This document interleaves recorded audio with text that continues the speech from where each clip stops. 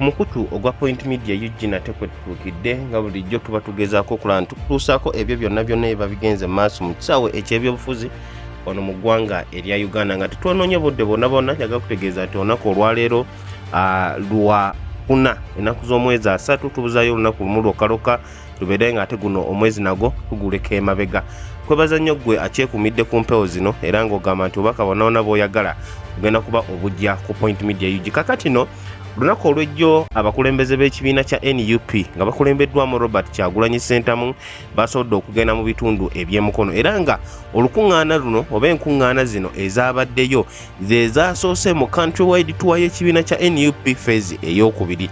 Jjukira nti nno mu kusookera ddala wiiki ewedde ku lunaku olw'okusatu ab'ekibiina kya NUP baayolekera ekamuli wabula ne bakomekezebwa ku nsalozalo za Kamuli n'Ejjinja, poliisi nga balemesezza era okkakana nga bakomyewo ate mu Kampala ku kitebe kyabwe ekya National Unity Platform. Ku lunaku olw'okuna era wiiki ewedde lwe baali balina okuba nti nno bagenda ebugweri ab'ekyanga ne baba nga tebagenze ne basobola okuba nti nno bakolako ku nsonga ezimu oba oliawo ze baali balowooza nti nno baali balina okuzikolako ne poliisi era tebagenda. Ate lwe baali balina okugenda e Palisa nga bayise ku Kayunga Road oba Bugerere Road era poliisi yabakomya ku Ssezibwa Bridge okkakana nga bakomyewo ku kitebe. Kakati naawo we basangira nti nno poliisi yali ebayise era ne basobola bulungi nnyo okuba nti nno bagendayo ku lunaku lwa Mande wiiki eno yennyini gye tuli mu kkuba emabega ne basobola okuba nti nno babaako n'ebimu ku biboogerezeganya ebimu ku byo bye tusobodde okuba nti nno tubabuulirako. Wabula njagala kutegeeza gwali ku Point Media UG nti oba oliawo tuwa eno ey'emukono yabadde successful okusinziira ku ebyo ebibadde nga bigenda mu maaso. Njagala kujjukiza nti nno mu kalulu k'omwaka gwa 2021 pulezidenti w'ekibiina kya NUP Robert Kyagulanyi SSENTAMU yalemesebwa okuba nti nno ajja naddala mu bitundu eby'omu Central Area mu Kampala teyayitamu mu Mukono awamu n'ebitundu ebirala ebiriraanyeewo oba oliawo olw'ebyo ebyaliwo ebya COVID-19 ebyali bigenda mu maaso. Naye ate mu kiseera kyekimu tulaba nti nno politics wa government ya Mwami Museveni ate babadde balemesa naddala Robert Kyagulanyi SSENTAMU bukyanga ajja ku stage y'ebyobufuzi ogezaako okulaba nti akunga abantu nga amateeka we gamukkiriza. Wabula njaga kutegeeza nti newankubadde poliisi yali egambye nti nno ebintu ebisinga egenda kuba ebyerekereza ebintu ebisinga egenda kuba tebikola, twalabye ng'era waliwo ebifo ebimu ku byo bye basobodde okuba nti nno balemesa ab'ekibiina kya NUP okuba nti nno bagenda mu. Wabula bagamba nti ekyo newankubadde bakikoze naye era basobodde bulungi nnyo okuba nti nno batuukirira abantu baabwe ne babagamba bye babagamba mu miti mu nsiko yonna gye babasindise mu byalo ne baba nga bafuna omukisa okubatuukako. Kakati waliwo ebimu ku ebyo bye twasuubiza okuba nti nno tugenda kuyitamu analysis ey'enjawulo okulaba biki ani yayogedde biki. Twalabyeyo omukulembeze Honorable Betty Nambooze bakireke, twalabyeyo Secretary General David Lewis Rubongoya Leader of Opposition ate nga mu kiseera kyekimu ye spokesperson w'ekibiina omukulu Joel Ssenyonyi. Twalabyeyo Deputy President Dr. Lina Zedriga, twalabyeyo Deputy Spokesperson Alex Waiso Mufumbiro awamu n'abalala bangi nnyo, Fred Nyanzi ngono yakulira kunga awamu n'ebintu ebirala ebiringa ebyo. Kakati no njagala tusooke tuyite muzimu ku posts ezasobodde okuba nti no ziteekebwayo abamu ku bakulembeze oluvannyuma lw'olunaku luno olw'ejjo okuba nti no lwagendedde ddala maaso bulungi nnyo bwe rutyo. Kakati no Leader of Opposition Joel Ssenyonyi yavuddeyo okunnyonnyola ebimu ku ebyo ebyabaddewo era okusinziira ku ye agamba ebyamwewuunyisiza lwa nsonga nti okusinziira nti nno baali bagenda ne boogera ne poliisi ku lunaku olwa bbalaza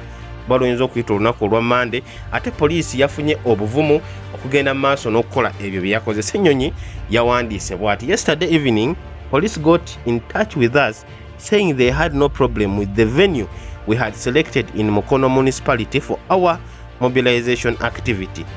This morning, however, they deployed heavily at the same venue and set away our teams which were putting up tents.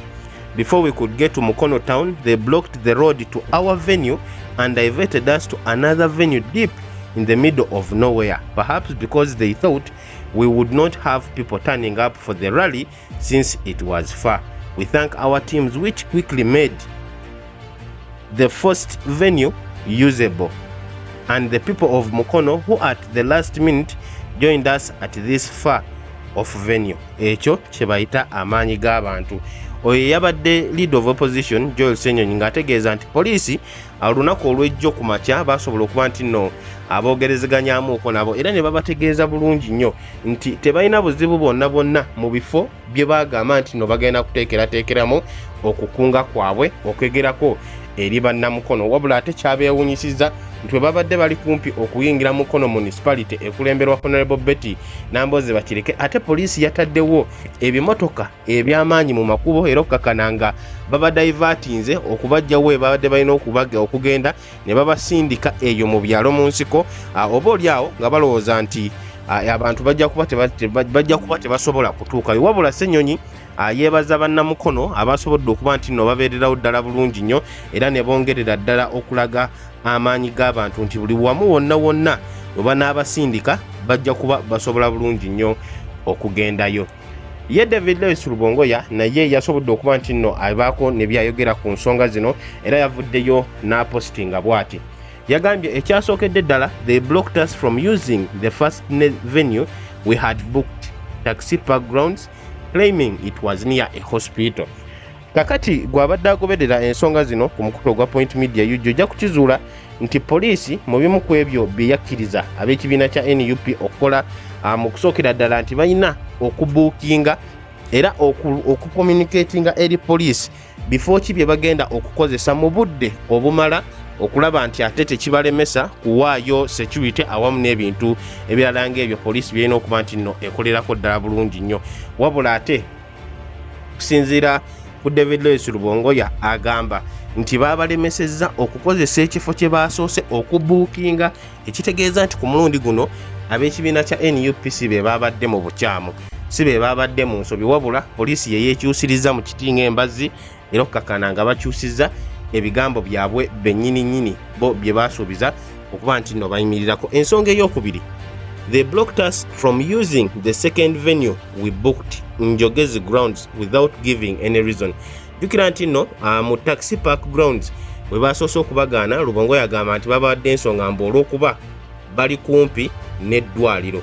Kakati mu kifo ekyokubiri babagaanye okugendayo nga tebalina nsonga yonna gye bawadde. Ekyokusatu, they blocked us from opening our office in Mukono. Ezibimu ku ebyo ebyabadde ku program y'omukulembeze w'ekibiina kino Robert Kyagulanyi SSENTAMU ne bakulembeze banne kyekyokuba nti nno babadde bagenda kutambula mu bifo ebyenjawulo babeere nga baggulawo offices za NUP mu bifo ebyo. Twalabyeko ebifaananyi waliwo offices zasobodde okuggulawo andowooza mu bitundu by'e Kalajiwe mbaseerabidde wabula Rubongo yagamba nti ate office z'e Mukono zo babalemesezza okuba nti nno baziggulawo. They put barricades and blocked us from accessing Mukono at all. They said we must use Intao grounds located outside the town. But our people still showed up and filled to capacity. This is a revolution. Lois Rubongoya ayongera ddala okulaga amaanyi g'abantu ng'agamba nti newankubadde babalemesezza okuyingira Mukono ekibuga mu makkati wabula yonna gye babasindise mu Ntao grounds newankubadde badde balowooza nti oba oliawo tebasobola kukuŋŋaanyizaayo bantu ekyo tekyasobose era basobodde bulungi nnyo okuba nti nno bafuna abantu baabwe nga we babafunye. Ebyo bye bimu ku ebyo ebyagenze maaso okuba nti nno bipositingibwa abakulembeze b'ekibiina kya NUP. Twabyeko ne Honorable Zake Francis ajjukira nti ono naye yabaddeko ku mugendo guno. Kakati nno tuweene ey'Omukono ng'ewedde gwali ku Point Media UG olunaku olw'enkya balina kubanga bagenda Masaka. Ebyo byonna tugenda kubyogerako lwa nsonga tukimanyi bulungi nnyo kyekibadde mu National Unity Platform. Tumanyi bulungi nnyo biki naddala ebibadde Masaka naddala omwaka guno we gwatandikira era oba oliawo bannayuganda beesunze nnyo okulaba ki ekigenda okuba nti no kikolebwayo era butya Robert Kyagulanyi SSENTAMU bwagenda okuperforminga side eyo kasita babanga abapoliisi tebagenda ate kulinnyagere mu nteekateeka z'ekibiina at least nga we bakoze mu bitundu eby'e Mukono. Kakati nno tugenda kuba tuyitamu speeches z'abantu ab'enjawulo ze basobodde okuba nti nno bakola ku rally eno nga bwe nkugambye nti nno mwabaddemu abantu abawererako ddala ababaddewo.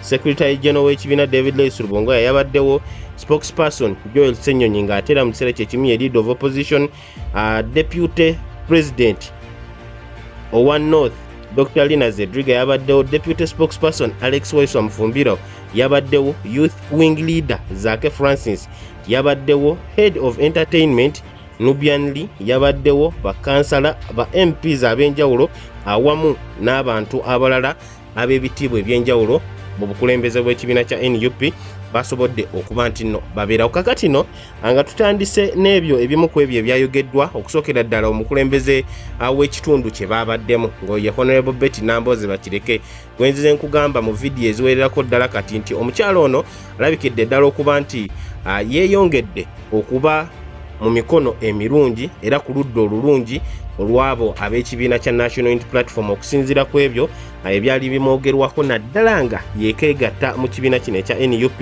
mu mwaka gwa 2022 mwaka gwa 2020 bw'oba ojjukira bulungi baali bamuteeka mu kategori y'emu n'abantu nga Honorable Mathias Mpuuga wabula si bwe gutyo bwe guli. Kakati nno Nambooze yavuddeyo n'ayogera bw'ati ku rally eno gye basobodde okuba nti nno babasindika eyo mu nsiko ku Ntawo Grounds. Yagambye a lot has been said, it's time to put our words into action. Many shall betray us, but let's remain steadfast and firm. I will never forsake the president and the people's struggle.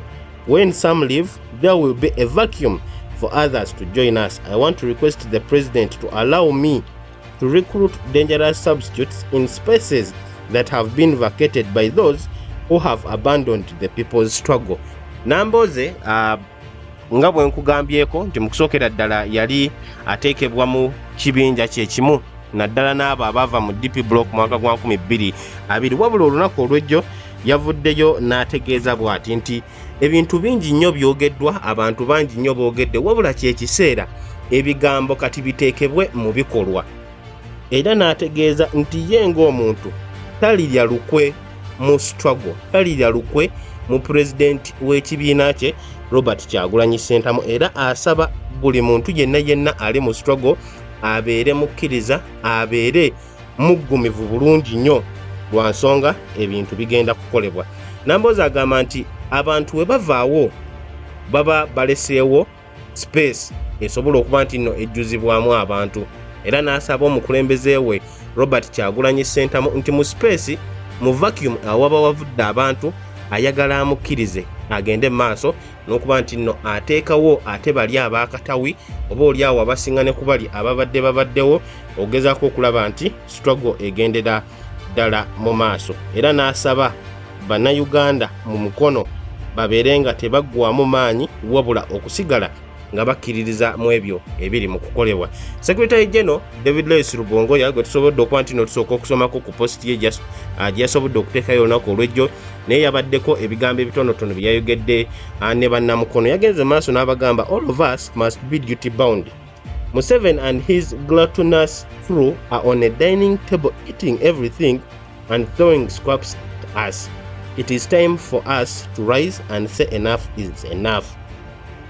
David Lois Rubongoya ye yayogedde ku kyokuba nti nno ebigenda maaso mu gavumenti ya Mwami Museveni bingi nnyo, naddala okulya ssente y'omweyo w'omusolo, okubuzaawo ssente, okubulankanya ensimbi, obulyake, obuli bw'enguzi. Era agamba nti Museveni n'abantu be ab'omululu batudde ku mmeeza bali mu kwevubulubanya buli kyabugagga eky'Abannayuganda ate nga we basuula obusammambiro eri abantu baffe abasigadde okubajja mu struggle. Wabula n'agamba nti ekiseera kituuse okugezaako okulaba nti buli munnayuganda avaayo agambe ekimala kimala. Rubongoya yagenze maaso n'agamba the registration exercise has been deferred to a later. Please reach out to your leaders and focal persons to register as members. Eno exercise gyayogerako amujja kujjukira nti ennaku z'omwezi nga 29 omwezi ogwo oguwedde President w'ekibiina Robert Kyagulanyi Ssentamu nga talina okuba nti no bajja mu countrywide tour yaabwe feezi ey'okubiri basooka kulonkinga kutongooza registration process era nga bakyagendera ddala maaso. Kakati nno Rubongoya yasabye bannamukono bonna abatannaba kuba nti no beewandiisa bagende maaso n'okuba nti no batuukirira abo abantu abakwasibwa omulimu ogwo babeere nga beewandiisa nga bammembers b'ekibiina kya NUP. Ddukira nti no kaadi ya nnusu 100 lwokka era buli muntu yenna wa ddembe okwewandiisa. obwe babadde obubaka bwa Secretary General Ssaabawandiisi w'ekibiina kya NUP David Lois Rubongoya. Kakati nno omukulu Fred Nyanzi naye yabaddeko n'ebigambo ebitonotono byasobodde okuba nti nno ayogerako era yagenze maaso okugamba bw'ati: "We have done our part. Kyagulanyi has done everything humanly possible to make this country better. Change is ripe. I appeal to each of you to teach and awaken one another. Continue doing the great work." Ye Fred Nyanzi yagenze bugenzi maaso nakuba nti nno asiima era n'abajjukiza nti ddala mu butuufu buli omu naddala abakulembeze bakoze buli kimu. Kyagulanyi akoze buli kintu kyonna omuntu kyasobola okukola okufuba okulaba nti enkyukakyuka ejja. Era okusinziira ku Fred Nyanzi yategeezezza bannamukono nti enkyukakyuka eyengedde, enkyukakyuka eri mu koona, n'olw'ensonga eyo buli muntu yenna ayongera okusomesa munne, buli omu ayongera okuzuukusa munne, okumutegeeza biki ebigenda maaso mu ggwanga, okumutegeeza biki ebiriwo mu ggwanga, okufuba okulaba nti omulimu ogw'amaanyi ate tegukomezebwawo, wabula basobole okutuuka ku ekyo kyonna bonna kye baluubirira. Leader of opposition ab'ekibiina kya NUP gwe baagala ennyo okuyita vibrant leader of opposition, omukulu ono yaddira Mathias Mpuuga mu bigere gwe tulaba nti ssaawa zino oba oliawo abakulembeze mu kibiina kya NUP awamu n'abawagizi balina essanyu okuba nti nno ensonga eyo yabeerawo, kubanga twalaba ebibuuzo bingi nnyo nga bibuuzibwa Mathias Mpuuga we yali agibwako okumuzaako omuntu yali atalina bumanyirivu okusinziira nti nno Joel Ssenyonyi kineno kye kisanja kye ekisookera ddala mu byobufuzi era mu Parliament. Wabula abakulembeze b'ekibiina kya NUP balaba nga oba oliawo yasaanidde era ofiisi eyo agirimu bulungi nnyo, era osobola okugamba nti oba oliawo ali mu kukola ebyo ekibiina kye bikigezaako okulaba nti kyagala okuba nti nno akola. Kakati nno naye yabeereddeko ddala bulungi nnyo kutuwa eno mu bitundu by'e Mukono, era twalabyeko akatambi ku mukutu emitimbagano nga Joel Ssenyonyi akunga bannayuganda nga nabo balina bye bamugamba ku nsonga za Mathias Mpuuga. Wabula ye okusingira ddala leader of opposition Joel Ssenyonyi mu bigambo byasobodde okuba nti nayogera yagenze mu maaso ne yeebaza abantu b'e Mukono okuba nti nno baaswazizza obusajja, baaswazizza gavumenti, baaswazizza poliisi ne batabeera violent, ne batakola fujjo, newankubadde poliisi yagezezzaako okukola buli kimu okubasoomooza. Nga bwe nkutegeezezzaako mu posti yeeri yatutegeezezza Joel Ssenyonyi nti poliisi baamukubira essimu ne bamutegeeza bo bennyini nti ebifo nga baba Nuupu bye baateeseteeseemu okubeeramu tewali buzibu bwonna, wabula ate lwagenza okukeera olunaku olw'ejjo ne basobola okuba nti no baba blockinga. Naye Ssenyonyi agamba nti bannayuganda ng'era pulezidenti w'ekibiina kyabwe Robert Kyagulanyi Ssentamu wazenga abagamba balina kubeera ba mirembe. Baagumya bugumi ne bagenda mu kifo ekirala ate era ne basobola n'okulabika mu nnamba ennene eziwererako ddala. Ssenyonyi yavuddeyo n'ayogera bw'ati: "You people of Greater Mukono have exposed the regime and its cronies. We have been tagged to violence, but our president has always maintained non-violence in his rhetoric. Yesterday, I received a call from Kampala Metropolitan Police Commander Steve Tanui acknowledging that our rally can proceed, but to our surprise today, they barricaded the road to the town center and tasked us to use alternative remote routes. But I want to thank you all who have walked long distances to come and be part of this history. These people wanted to provoke us into violence, but we maintained our calm, and here we are today. In Parliament is where we deliberate issues, tackle corruption. I am happy that you all understand what we do. Keep pressing for accountability for your taxes." Leader of opposition nga bwe muwuliddeawo nga mbisomamu katono nnyo yategeezezza nti babawadde olukisa era ne babategeeza nti kiryokke okugenda mu bifo bye bateeseteese, wabula ate mu kiseera kye kimu abapoliisi bennyini ne beekyusiza mu kitinga embazi nga bagezaako okubasoomooza. Ate era bulijjo gavumenti ezzenga eyita aba NUP ab'effujjo ng'ebayita ba hooligans, wabula Ssenyonyi yeebazizza abantu b'e Mukono okuba nti nno baasigadde bakkakkamu ne bagenda yonna yonna gye baabasindise ate ne babeerawo mu numbers ez'amaanyi okwongera ddala okuswaza abantu bano. Ssenyonyi era yagenze maaso n'ayogeranye ku nsonga kwebyo ebimu ku ebyo ebikolebwa mu Parliament. Jjukira nti nno ssaawa zino ekiri mu Parliament kyekyokuba nti nno omubaka owa NRM Honorable Theodore Ssekikubo ali mu kukubiriza ababaka abalala bonna okulaba nti bateeka emikono ku motion ey'okuggyako ba commissioners omuli ne Mathias Mpuuga abasobola okwegabanya ssente eziwererako ddala biliyoni 1 mu miliyoni 7. Ye Mathias Mpuuga yakutwalako 5 munnakibiina kya NUP oba yali munnakibiina kya NUP, ate bali aba NRM ne basobola okuba nti no batwalako miliyoni 4 buli omu. Kakati no Geyaleese Ennyonyi yeebazizza abantu b'e Mukono okuba nti nno ebigenda maaso mu Parliament babigoberera era bamanyi bulungi nnyo biki ebigenda maaso, era teyakomyawo, yasobodde n'okukoona ku nsonga ez'okuba nti nno ajjukira nti nno juzi waliwo ebibadde bigenda maaso mu Parliament era nga kigambibwa okuba nti nno gavumenti eyagala kuteeka ekkomera ly'eruzira erisengule okulijja eruzira babe nga baliteeka mu bitundu eby'e Mukono. Kakati nno omukulu Geyaleese Ennyonyi yagenze maaso okubuuza bannamukono ng'ababuuza ddala mu butuufu baagala makomera oba amasomero ge gaba bazimbibwa, baagala makolero oba baagala malwaliro ge gaba gazimbibwa mu bitundu byabwe abantu b'e Mukono abye bagenze maaso n'okuba nti nno baddamu nga bagamba nti tebabyagala. Kakati nno President w'ekibiina Robert Kyagulanyi Ssentamu yabadde omugenyi omukulu of course ku mikolo gino era mu kutambula kuno eno naye yasobodde okwogerako eri bannamukono nga abategeeza era nga abajjukizaamu nti mu kalulu k'omwaka gwa 2021 mu campaign trail eyo yali eyakatawo ennyo mwe twalaba ebintu ebiwererako ddala nga bibeerawo ebisinga ku byo ebikyamu ku nsonga abantu bangi nnyo battibwa, abantu bangi nnyo bawambibwa, abantu abalala baabuzibwa, abalala baasibibwa, abalala baabonyaabonyezebwa awamu n'ebintu ebirala ng'ebyo. Kyagulanyi agamba era yategeezezza bannamukono nti bayinza okuba nga baamulemesa okujja mu kalulu k'omwaka gwa 2021 okuba nti nno ababuuzaako, wabula ate ekyo tekijjaawo buwagizi bwabwe awamu n'amaanyi n'omukwano gwe bongedde okulaga mu struggle eno ey'okukyusakyusa ey'okuleeta enkyukakyuka mu ggwanga. Kyagulanyi yagenze maaso n'ababuula n'agamba abawagizi be nti ye ng'omuntu talina njawulo yonna okuva eri bo, wabula n'abategeeza bw'ati, I am not different from you. I was touched by the impoverishment, bad governance and all the bad policies. I had to abandon my music career to be directly involved. Our people power movement is premised on the ideas of the common person. Kyagulanyi yategeezezza bannamukono nti ye ng'omuntu talina njawulo yonna, wabula naye yakumibwamu omuliro olw'ebyo ebikyamu ebigenda maaso mu gavumenti, effugabbi, obulyake, obubbi awamu n'ebintu ebirala byonna mu gavumenti ya Mwami Museveni ne bimuwaliriza n'okuva mu buyimbi bwe yalimu nga Bobi Wine n'asalawo naye abeere nga abyenyigiramu ebyobufuzi butereevu.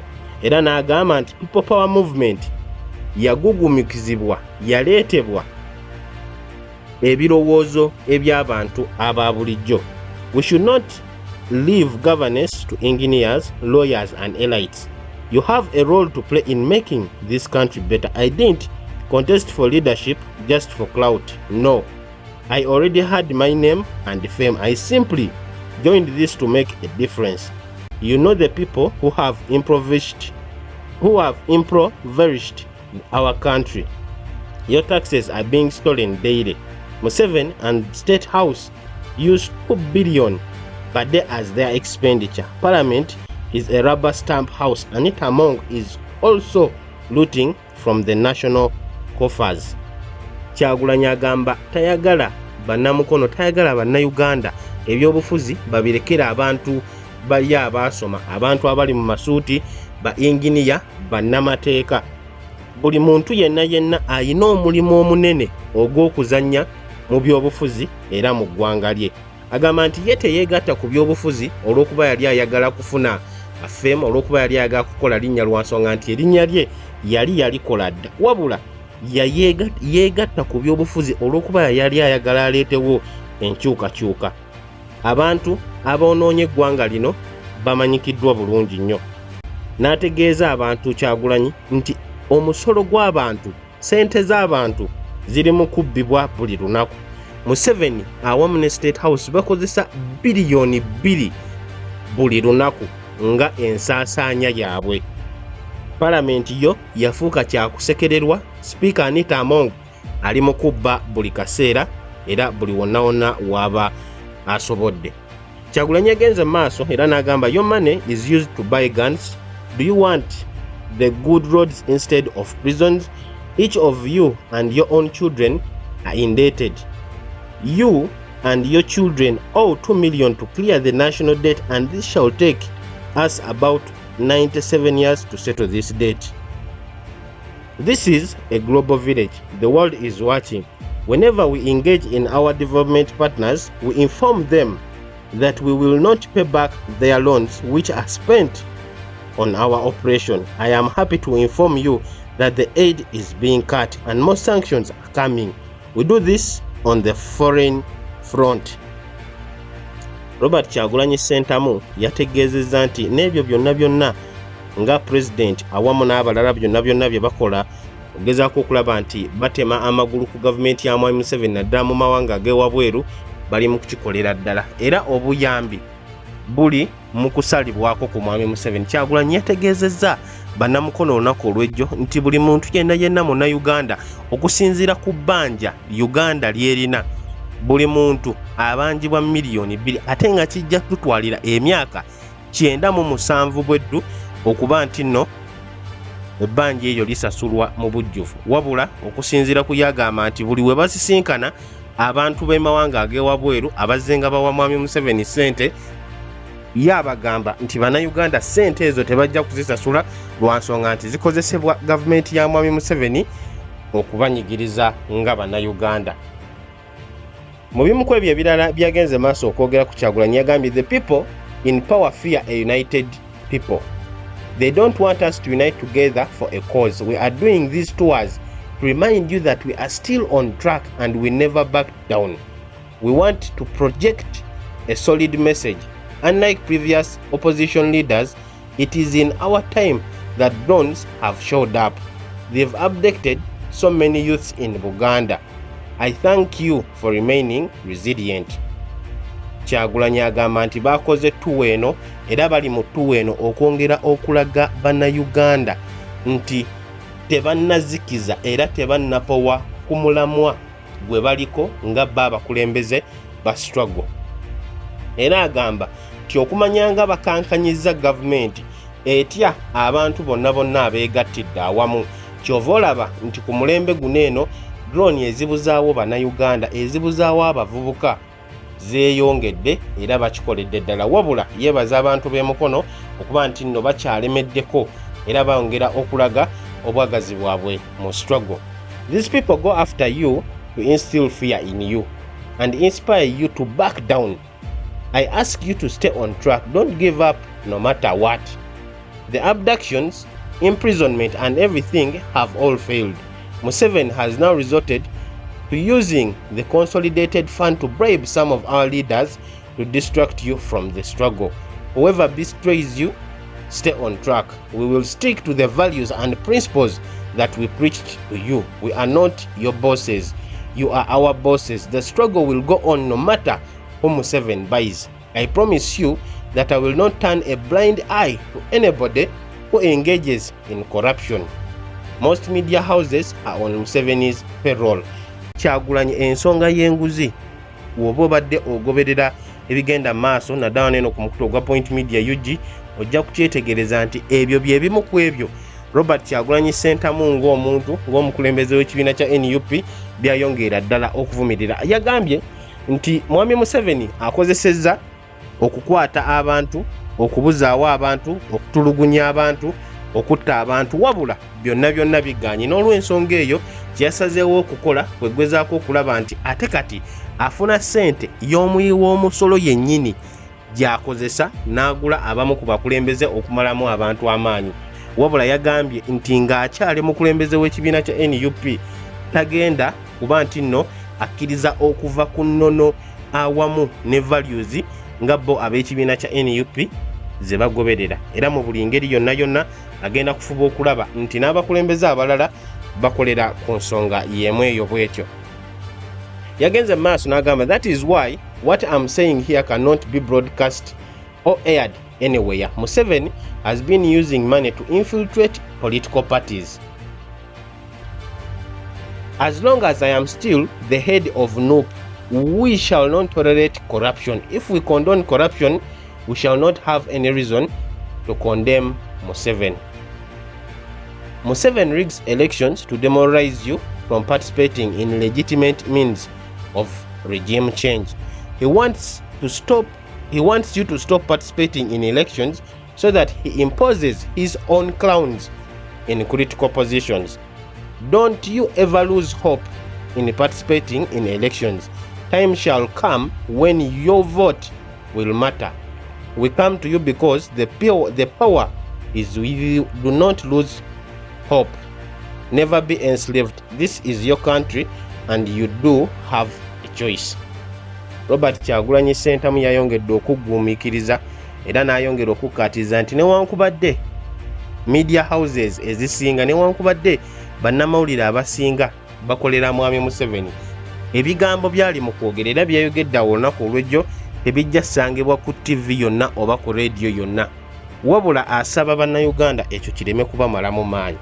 Sente zaali mu kukozesa mwami Museveni okugula ebibiina by'obufuzi eby'enjawulo byonna ali mu kubikola. Bannayuganda baggwemu amaanyi ag'okugezaako okulaba nti benyigira mu by'obufuzi ebya political parties, wabula abategeeza nti tebaggwamu maanyi lwa nsonga olunaku lujja kukya lumu akalulu ka buli omu kabeere nga kalina omugaso era kabeere nga gakola omugaso gwako. Mu bufunze ebyo bye bimu ku ebyo ebyabadde mu political rally Mukono. Robert KYAGULANYI SSENTAMU yasobodde okuba nti nno akulemberamu amu n'abakulembeze abalala nga bwe nkugambye olunaku olw'enkya okusinza ku program empya gye basobola okuba nti no bateekayo ng'ab'ekibiina kya NUP bagenda kuba bagenda Masaka. Tumanyi bulungi nnyo biki ebibadde mu bitundu by'e Masaka, tumanyi bulungi nnyo biki ebibadde mu National Unity Platform ng'ekibiina mu bitundu by'e Masaka, entalo oba obutakkaanya obubaddeyo, ensonga z'Amathasi Mpuga n'Abedi Bwanika wamu n'enkambi ye n'omukulembeze w'ekibiina kya NUP. Katulindirire wekumire bwekumizi ku mukutu ogwa Point Media UG nga bulijjo, era tujja kukomawo tukuwe analysis ku biki ebyo byonna ebyabaddeyo, tubikolemu amakulu obeere nga otegera bulungi nnyo biki ebigenda mu maaso. Nja kusaba sharinga video eno, likinga, genda mu comment section otubulire kiki olowooza, tubeere nga tutambulira wamu nga bulijjo. Mubeere bulungi era mweraba.